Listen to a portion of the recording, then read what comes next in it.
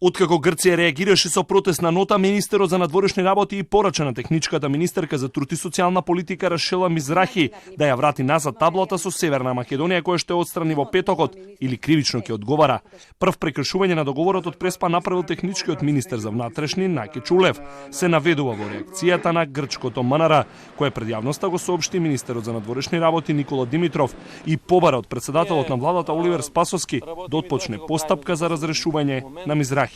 Димитров и објасни штетата која Мизрахи ја прави врз односите на двете држави, а со незиното однесување, кршејќи го уставот, се соочува и со кривична одговорност.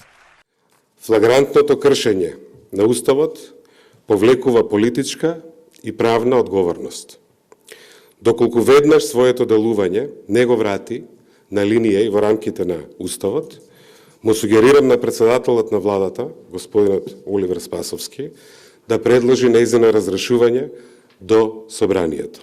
Укажувам дека во нејзиното делување има елементи што можат да повлечат кривична одговорност по член 353 и член 390 од Кривичниот законник.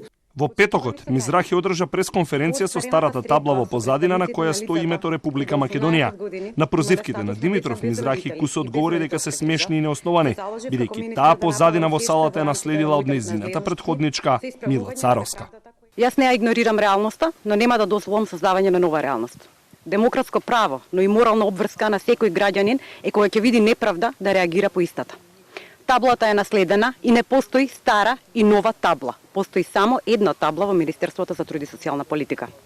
Во меѓувреме треба да ја заблагодариме на вице-премиерката за економски прашања, заради тоа што не ја сменила таблата и со тоа длабоко во себе препознава дека ова е Република Македонија и ова е македонски народ. Вистинското објаснување за начинот на употреба на таблите во Министерството доаѓа од нејзината заменичка Санела Шкријел. Станува збор за старо пано кое Министерството за труд и социјална политика ниту еднаш не го искористило по потпишувањето на Преспанскиот договор. Во Министерството секако постојат услови за пресконференција согласно закон.